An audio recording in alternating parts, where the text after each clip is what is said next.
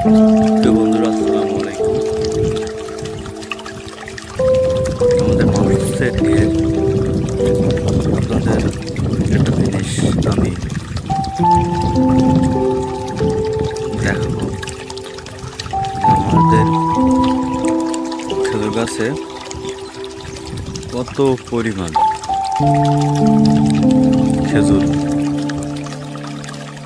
হয়েছে। দেখা যায়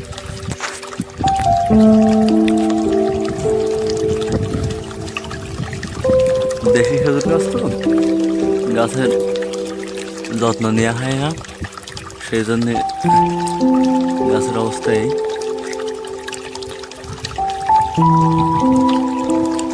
কত খেজুর।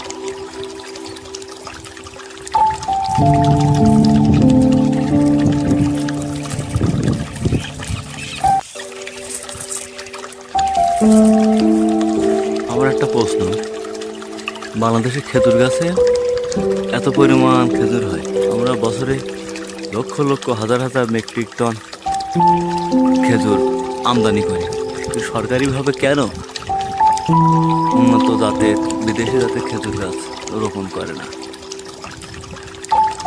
যদি উন্নত মানের